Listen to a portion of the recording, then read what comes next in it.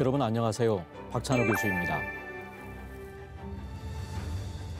오늘날을 살아가는 우리가 꼭 알아야 할 하나님의 메시지는 무엇인지 훈민복음, 세상을 깨우는 말씀을 통해 알아가는 시간이 되었으면 좋겠습니다.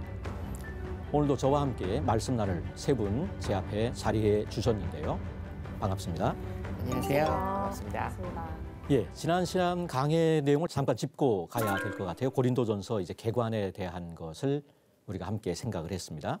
50년 내 고린도에 가서 고린도 교회를 세웠고 한 1년 6개월 정도 거기서 목회, 장기 목회라 그랬습니다. 장기, 당시로서는 하여간 바울에게는 장기 목회였다 말씀드렸고 그다음에 이제 떠난 지 한 3년 또는 4년 정도 지나서 주후 55년에 편지를 쓰게 됐다. 요 말씀드렸던 것 같고 편지를 쓰게 된 이유는 고린도 교회의 문제 그거를 근로의 집사람들을 통해서 듣게 된 것. 바울파, 아볼로파, 게바파, 그리스도파가 있다. 요 얘기 들은 거. 그것 때문에 이놈들이 이제 화가 나서 그러면 안 되지. 이렇게 그렇게 해서 편지를 붓을 들어서 편지를 쓰게 된 것. 그리고 두 번째 이제 고린도전서 저술 목적이 있다면 그것은 고린도 교인들이 질문한 편지에 대해서 대답하는 그런 내용이고. 근데 이제 고린도전서라고 하는 것이 사실은 처음 편지가 아니고 고린도 전전서 50년의 교회 세우고 55년 편지 쓰게 되는 요 중간에 고린도 전전서가 또 있었다. 이런 거 말씀을 드렸던 것 같아요. 그리고 이제 제가 생각하는 십자가에 대한 걸 정리를 했던 것 같아요. 세 가지가. 첫 번째가 뭐였습니까? 하나님께서 구원의 방법. 그렇죠. 인간이 더듬어 발견한 구원의 방법이 아니다. 하나님께서 주신. 하나님 쪽에서. 네. 우리는 다 양 같아서 그릇 행하여 각기 제 길로 갔지만 여호와께서 우리 무리의 죄를 그에게 담당시킨 거죠. 하나님께서 마련하신 구원의 방법이 십자가다라고 하는 것 굉장히 중요하다 제가 말씀을 드렸던 것 같고 두 번째는 뭐였었죠? 우리의 사명이다. 예수님께 있어서 그분의 인생의 목적이었고 사명이었다. 예수님이 이 땅을 사시면서 가장 큰 유혹이 무엇이었을까요? 예수님께 유혹. 지금 이제 우리 주제랑 연결시키면 십자가 아닌 다른 방법으로 메시아 노릇하라. 이게 가장 큰 예수님 생애 속에 따라다닌 유혹이었을 것 같아요. 돌덩이 가지고 떡 쫙 만들어. 성전에 올라가서 탁 뛰어내려. 짜잔 보여주는 거잖아요. 그 사탄이 시험하는 게 그겁니다. 꼭 그럴 필요 있냐. 십자가가 아닌 다른 방법으로 메시아 노릇하라. 근데 아닌 거예요. 예수님은 어떤 면에서 십자가 지시기 위해서 이 땅에 오신 거죠.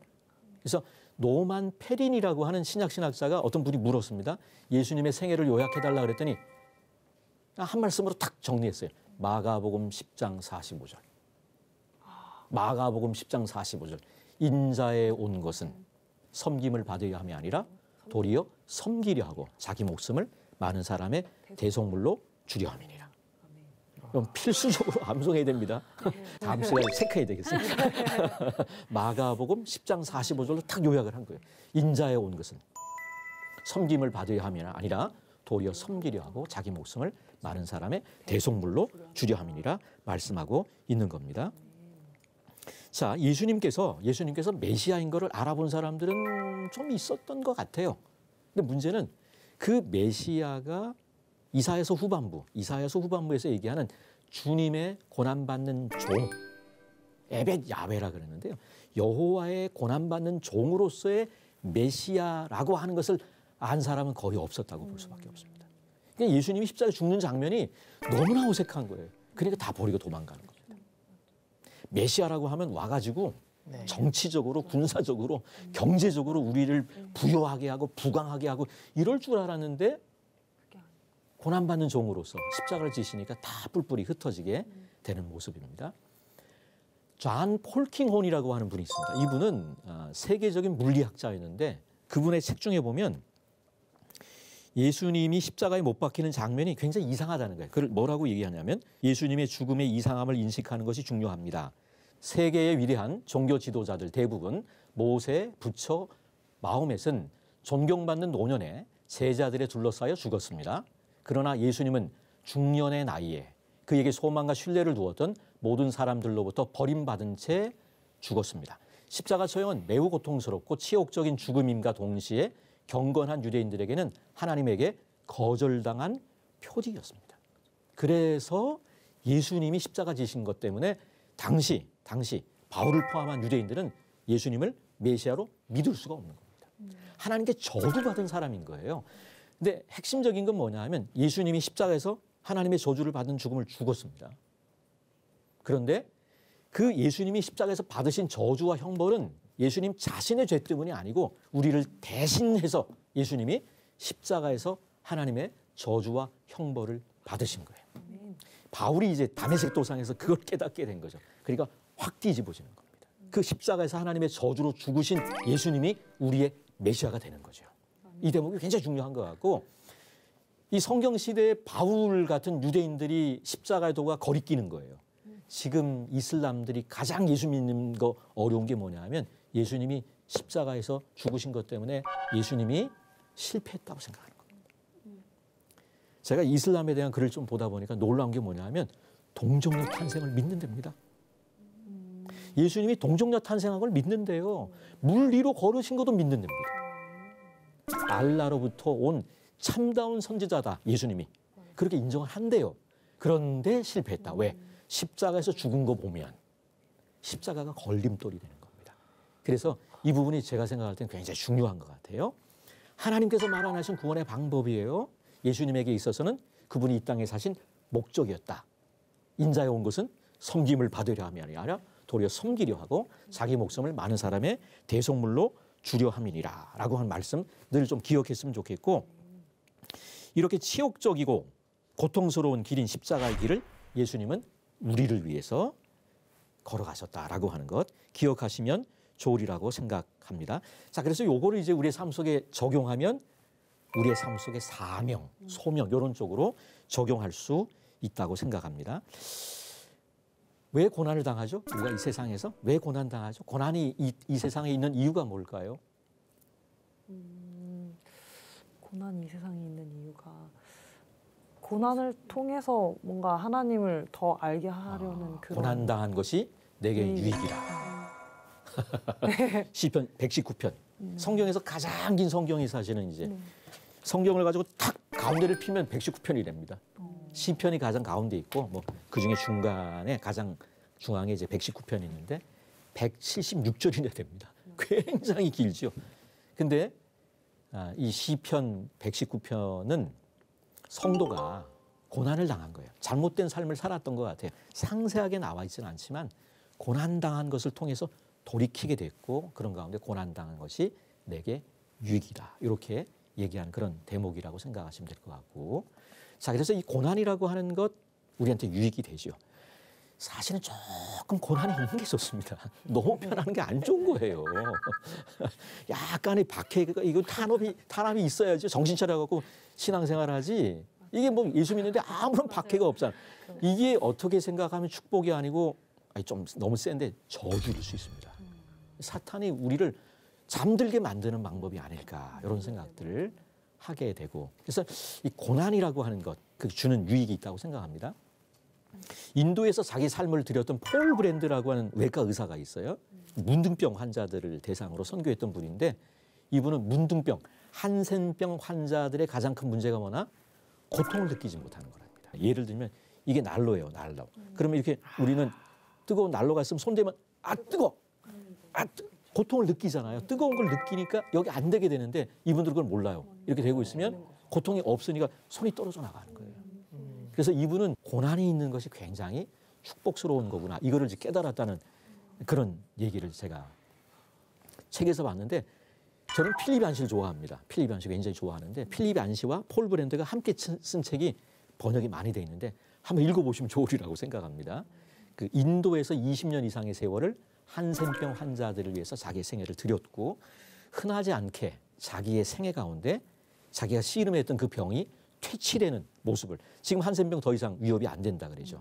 그 소록도도 지금 다 개방이 돼서 마음대로 돌아다닐 수 있는 그런 시대가 됐는데 자 고난 이 세상에 고난이 있죠. 고통이 있습니다. 근데 이 고통에 대한 가장 안 좋은 생각이 뭐냐면 어떤 사람이 당하는 고난을 그 사람의 죄 때문이라고 연결시키는 거예요. 이게 이제 가장 좀 잘못됐다고 생각하시면 될 것 같고 저는 그래서 이 부분 설명할 때는 교통사고로 설명합니다. 교통사고를 우리가 왜 당하죠? 교통사고로 왜 당하죠? 어쩌다. 내가 잘못해서 당하는 경우도 있지만 어쩌다 당하죠. 그렇죠. 네. 가만히 와서 그냥 엄하게 들이받는 경우도 있죠. 이걸 고난에 대입을 하면 됩니다.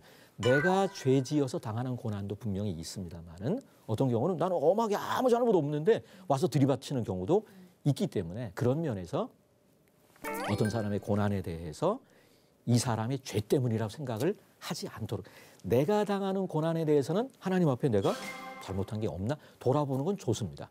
근데 요거를 다른 사람한테 적용해가지고 정죄하는 쪽으로 적용하면 안 됩니다. 근데 교수님 저는 개인적으로 고난에 대해서 제가 이렇게 살면서 뭐 이렇게 예수님을 믿는다고 박해받을 일도 그렇게 많지 않고 뭐 믿지 않는 사람들에게 공격을 당할 수는 있지만 그걸 저는 뭐 그게 굳이 고난이라고 생각하지 않는데 저 개인적으로 저에게 오는 고난은 거의 대부분이 욕심에 비롯돼서 저는 사실 그 교통사고 문제도 전 약간 해석이 달라요. 그러니까 뭐 뒤에서 이렇게 받을 수 있지만 어쨌든 사고가 나는 거는 내가 먼저 뭐 가려고 하거나 뭔가 내가 뭔가 이렇게 선점을 하다가 일어나는 경우가 훨씬 더 확률적으로 많고 근데 욕심에 의해서 생겨나는 고난이 훨씬 더 많다고 생각하거든요. 그래서 저는 그 말씀하신 대로 아 그때의 나의 그 선택이 잘못됐구나 되돌리는 게 그 하나님께 회개를 하는 거라고 생각하고 어쨌든 저는 고난은 저 스스로가 자처하는 거라고 좀 생각하거든요. 잘못된 건가요? 아니죠. 자기 자신에 대해서는 정당하다고 생각합니다. 자기 자신이 당하는 고난에 대해서 내가 잘못하고 욕심 부렸던 건 아닌가 돌아보는 건 괜찮고 다른 사람에 대해서는 좀 조심해서 해야 된다. 이렇게 하면 될 것 같고 네. 사람이 가장 자기 중심이 될 때가 저는 운전할 때라고 생각합니다. 내가 교통 그 법규 어기는 건 다 타당한 이유가 있어요. 내로남불이. 내로남불이죠 그게. 완전 내로남불. 내 사정은 내가 잘 알잖아요. 내가 지금 이거 방송 찍으러 와야 되는 늦는 거야. 그러니까 막 어겨서 가는 거고 내가 하는 건 다 정당화가 되는 거예요. 남이 하면 용서하십시오. 눈가를 어디다 두고 이렇게 되는 거예요. 운전을 왜 졌다고 왜 빵빵거리고 이렇게 되는데 참 이게 어려운 부분 같아요. 참 어려운 부분 같아요. C.S. 루이스가 했던 말 중에 한 가지가 뭐가 있냐면 죄는 미워하되 죄인을 사랑하라. 이 기독교인이 된 다음에 30살에 기독교인이 됐는데 그게 이해가 안 되는 거예요. 어떻게 그럴 수 있어요? 죄는 미워하고 죄인을 사랑하래. 아, 너무 어렵다. 기독교 가르침 중에 너무 어렵다 그랬는데 가만히 생각하니까 자기에 대해서는 그렇게 하는 거예요. 자기 자신에 대해서는 한도 끝도 없이 관대한 거예요. 다른 사람에 대해서는 엄격한 거예요. 이걸 거꾸로 하면 됩니다.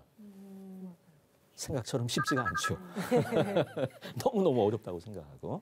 예, 그래서 고난에 대해서 여러 가지 이제 우리가 분석들을 할 수 있지만 총체적인 우리가 당하는 이 세상에서 당하는 고난의 총체적인 원인은 죄 때문이지만 어떤 사람이 당하는 고난의 직접적인 원인이 그 사람의 죄 때문은 아니다.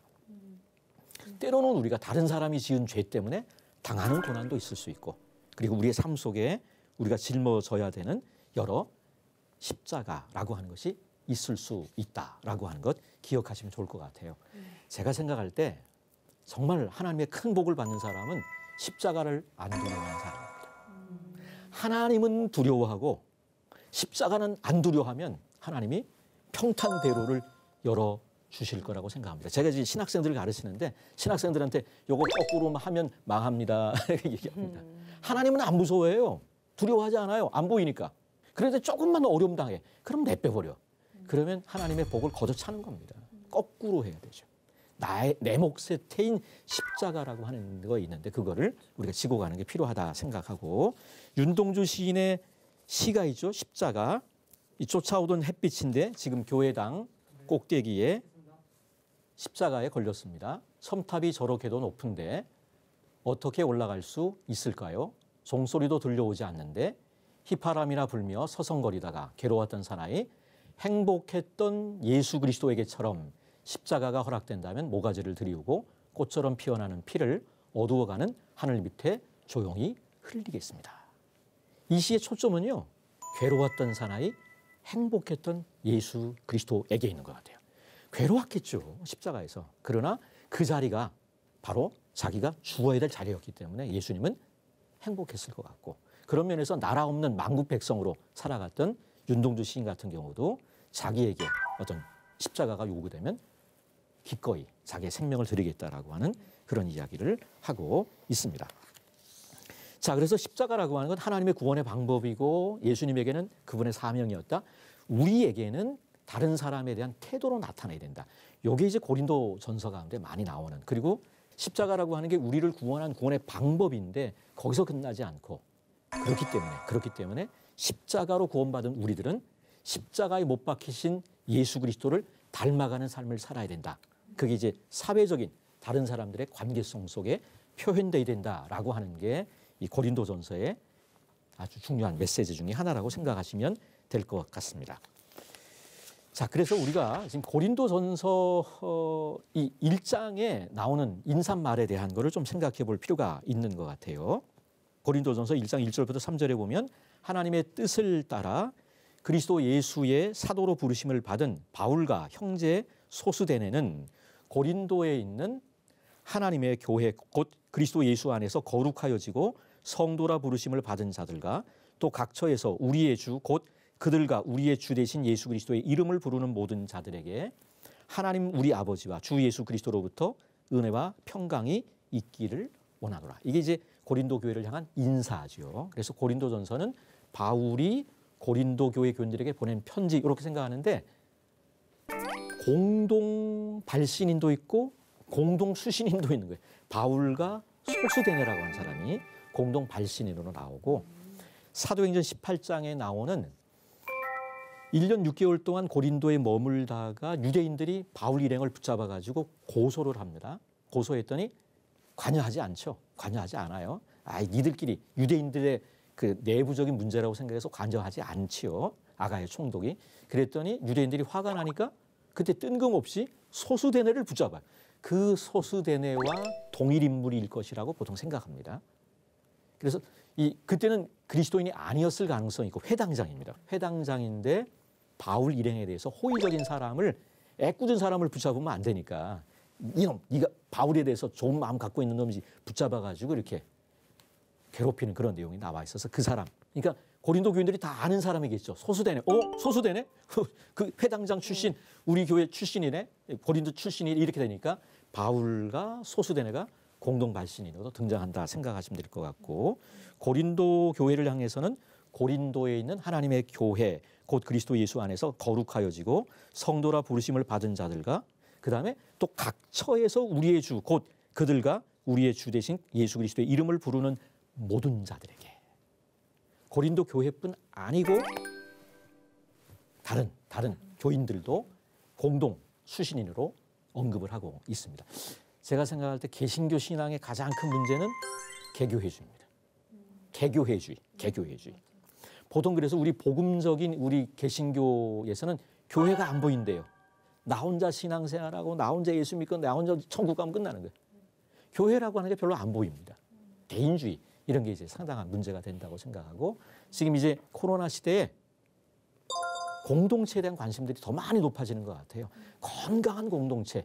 외롭잖아요. 사람들이 이렇게 단절이 되는 그런 시대 속에 이 교회 공동체에 대한 그 개인주의를 극복하고 개교회주의를 극복하는 이게 굉장히 중요하다는 그런 생각들을 하게 되는데 고린도전서 1장 2절에 바로 나옵니다. 또 각처에서 우리의 주 곧 그들과 우리의 주 되신 예수 그리스도의 이름을 부르는 모든 자들에게 무난하고 있는 그런 바울의 모습을 우리가 발견하게 됩니다.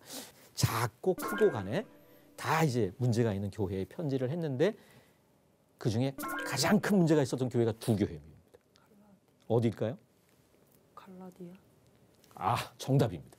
갈라디아 교회와 우리가 생각하는 고린도 교회. 두 교회가 늘 거명이 됩니다. 굉장히 문제가 많은 교회인데 바울은 인사를 한 다음에 먼저 감사합니다.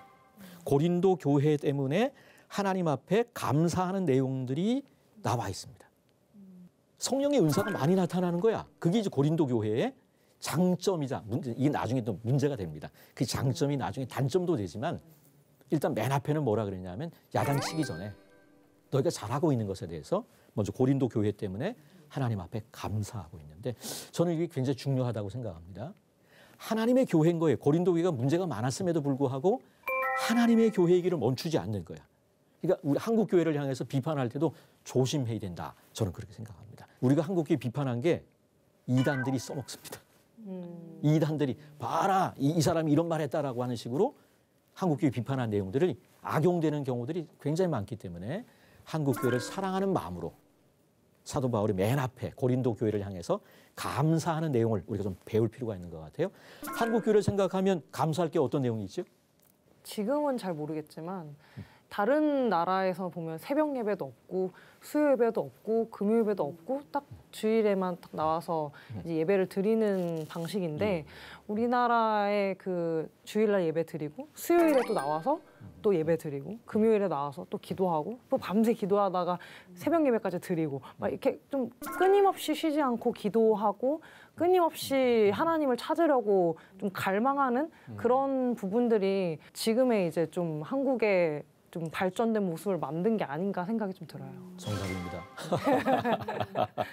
학습을 너무 사전 학습이 너무 잘 된 것 같아요. 수업 참여도가 아주 좋습니다. 정답입니다. 기도하는 교회예요. 이게 저는 왜 그런지 모르겠는데 일본은 공부하는 교회랍니다. 중국은 찬양하는 교회래네요. 근데 우리 한국 교회는 기도하는 교회입니다. 그것 때문에 우리가 하나님께 감사할 수 있다고 생각하고 그리고 우리 자매님들이 두 분 계신데 여성도들의 헌신이 그 어떤 것보다 참 대단한 감사할 조건들이 분명히 있습니다. 그래서 한국 교회를 바라보면 여러 가지 많은 문제가 있겠지만 그러나 먼저 우선적으로 한국 교회를 생각하면서 감사할 생각들을 좀 정리해 보는 것도 필요하다 생각하고 그리고 이제 바울은 그 다음에 고린도 교회를 향한 감사를 얘기한 다음에 너희를 끝까지 주님께서 온전하게 만들어 주실 것이다 라고 하는 그런 소망을 표현하고 있는 겁니다. 우리 한국교회도 마찬가지죠. 많은 문제가 있지만 하나님의 교회의 길을 멈추지 않고 참 이런 어려운 가운데 이 복음이 들어왔고 수많은 사람들에게 소망을 주었고 놀라운 부흥성장을 했죠. 여러 많은 문제들이 지금 노출되고 있는 그런 가운데 있지만 신실하신 믿부신 하나님께서 우리를 그리스도의 나라에 거룩하게 세우겠다라고 하는 그런 소망들을 이제 한국교회를 향해서 품어보면 어떨까. 이 고린도전서 1장 1절부터 9절까지의 내용 속에 우리에게 주는 메시지가 바로 그렇다고 생각합니다. 고린도에게 가장 큰 문제가 있었지만 그러나 그럼에도 불구하고 하나님의 교회다. 그 고린도 교회 때문에 사도 바울이 먼저 하나님 앞에 감사하고 그리고 너희를 불러 그의 아들과 교제하게 하시는 하나님은 믿부신 하나님이다. 신실하신 하나님이기 때문에 너희들을 거룩하게 주님의 날에 세우실 것이다. 이렇게 얘기하면서 이제 1장 9절까지 이제 마지막 앞부분의 내용들이 마무리가 되고 있는 것을 우리가 볼 수 있는데 우리가 이제 한국 교회도 그렇게 적용하면 좋으리라고 생각합니다. 자, 수많은 문제들이 있던 고린도 교회의 모습이 오늘날의 한국 교회를 향한 말씀임을 깨닫는 그런 시간이 되었습니다. 자, 다음 시간에는 바울이 서신을 통해서 이 고린도 서신을 통해서 고린도 교회에 어떻게 권면하고 있는지 구체적으로 생각해 보도록 하겠습니다. 오늘 시간 마치도록 하겠습니다. 고맙습니다. 감사합니다. 감사합니다.